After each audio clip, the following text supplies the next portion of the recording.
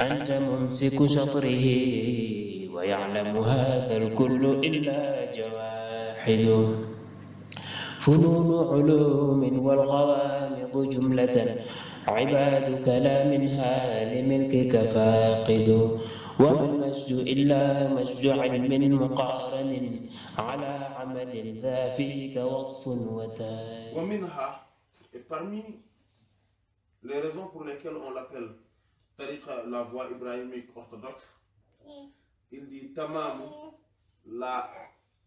l'achèvement ta'alluqihi, de son attachement billahi à Allah ta'ala exalté soit-il, wa ikhlas, et la perfection, la pureté wijhatihi, du fait qu'il se dirige totalement vers Allah exalté soit-il, wa tabarru'uhu, et le fait qu'il a désavoué, s'est désavoué min ta'alluqi, du fait de s'attacher bima siwahu, de tout ce qui est autre Allah qu'Allah. Oui, comme nous l'avons dit tout à l'heure, c'est ça la voie tidjanienne. Et ça, c'est ça la mentalité de la tariqa. Voilà. Il faudrait pas chercher une autre mentalité. Il faudrait pas chercher une autre bâtiment de la tariqa. La tariqa, c'est ça. Et ce n'est que ça. Tant qu'on est dans ça, on est dans la tariqa. Quand on n'est pas dans ça, on est dans la tariqa que de manière superficielle. Que de manière superficielle. On n'est pas encore dedans. On n'est pas encore un cheminant dedans. Il dit wazalika, et ceci, tout ceci, min millat Ibrahim, fait partie de la voie, de la tradition de Sidna Ibrahim alayhi salam. Fa innahu, en fait lui, lamma udrija, lorsqu'il a été établi, fil manjaniq, dans le poussoir, liyurma bihi, afin qu'il soit jeté, projeté, finnari finnari dans le feu, arada, donc c'est exposer le haut à lui, Jibril, Sayyidina Jibril alayhi salam, Ba'dama, après que arada, qu'il s'est détourné, an malak riyah, de l'ange du vent, ou malak al-amtar, et de l'ange des pluies. Vous savez, quand on a l'histoire du feu avec Sayyidina Ibrahim salam est connue et répandue, quand on l'a établi donc dans un poussoir qui est élastique, parce qu'ils ne pouvaient pas s'approcher du feu, ils l'ont établi dedans et ils ont tiré. Et ils l'ont laissé partir afin qu'il soit projeté. Et quand ils ont... et qu'il va tomber dans le feu. Et ça montre combien ils étaient furieux.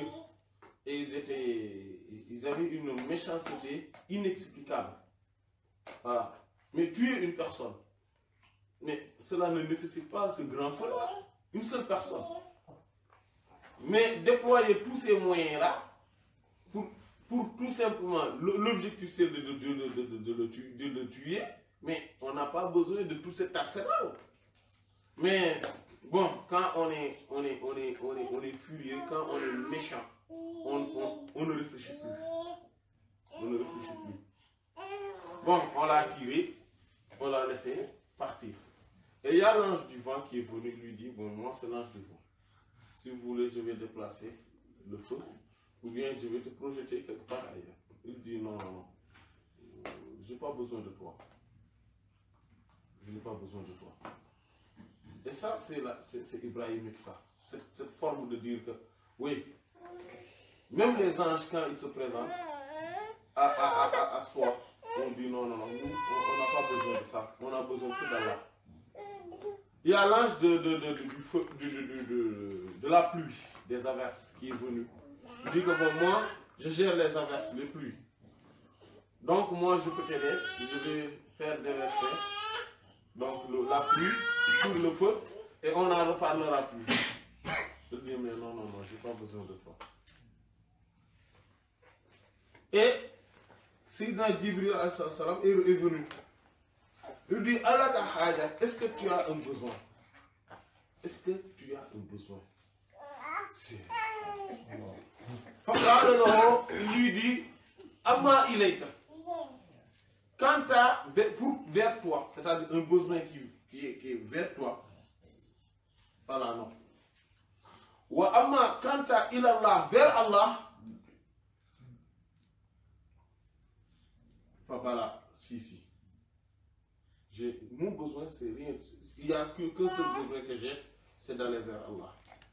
Je n'ai pas d'autre. J'en ai pas d'autre. Vous voyez les anges, ils proviennent d'où? D'Allah. Et pourtant, il n'en a pas besoin. Il a besoin d'Allah, pas de ce qui provient, pas d'autres choses. Il n'a besoin que d'Allah lui-même. C'est ce qui le satisfait. Et c'est ça la voie. C'est ça la Tidjaniya. Dès qu'on est dans une autre considération, on n'est plus dans cette optique, dans cette idéologie fondamentale et dans cet état d'esprit de la Tidjaniya, dans ce cheminement spirituel de la Tidjaniya. Faqala lahu Jibril, et Sayyidina Jibril lui dit, Salhu izan, donc demande-le. Alors, Qala, il dit, ilmuhu, sa science, bihali, de mon état, yurnini me suffit en so'ali, au détriment du fait que je puisse le demander quoi que ce soit. Lui, il connaît mon état. Ça me suffit. Mais moi, je veux aller vers lui. C'est ça, quand on est dans la Tidjaniya, il faut comprendre cela. La Tidjaniya n'est pas folklorique. Ce n'est pas des événements à ne pas en finir. Ce n'est pas des chants. Ce n'est pas que, oui, le chant là, on va faire la wazifa avec de belles voix, etc. C'est pas ça la Tidjaniya. Oui, certes, il faut faire les wazifa tout le temps et c'est une obligation dedans, etc. La hadara, etc. Mais les belles voix, avoir un joli chapelet, avoir de beaux grands boubous, avec un alignement, un accoutrement, voilà, avec un alignement parfait, tout ça, en se disant que oui, c'est parce que je suis un disciple de Cheikh Tidjani. Mais ça, c'est pas la Tidjaniya. Ce n'est écrit nulle part, mais nulle part. Ce n'est recommandé nulle part en disant que oui, la Tidjaniya, il faut avoir un très beau chapelet, il faut un accoutrement, etc. Mais ça, ce n'est pas la voie. Ça, ce n'est pas la voie. La voie, c'est autre chose. Parce qu'on parle d'Allah, c'est quelque chose de très sérieux. Vous savez, c'est pas... Même si on parlait de milliards dans ce bas monde, c'est sérieux quand même. Il faut... On ne parle pas de choses...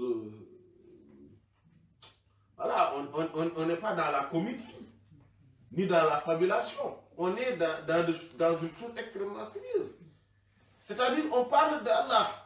Vous savez, Allah, c'est... Voilà, Allah. Quand on parle d'Allah, on ne parle pas de... Voilà, si on parle même du paradis, de l'enfer, etc., c'est très sérieux ça. Même si on parlait de ça, on ne va pas s'arrêter sur des accoutrements, sur des folklore, des chants, des événements folkloriques, des khawaré, comme voilà, parce que c'est des formes de khawaré, etc. Mais non, il faut être dans le sérieux. Dans le sérieux. Et c'est un cheminement qui demande vraiment un engagement très clair et pur aussi. Avec une sincérité implacable. Sinon, on ne peut pas, sinon on n'ira pas loin. Dans la tariqa, il faut ça, il faut cet engagement-là. Rien ne nous possède. Voilà. On ne veut rien, on n'aime rien à part Allah. Quand on aime, c'est pour Allah. Quand on déteste, c'est pour Allah. On est certes heureux, mais pour Allah. Et on on est mécontent, en colère, avec un courroux clair, mais pour Allah aussi. Oui, on a toutes les formes de sentiments, mais pour Allah.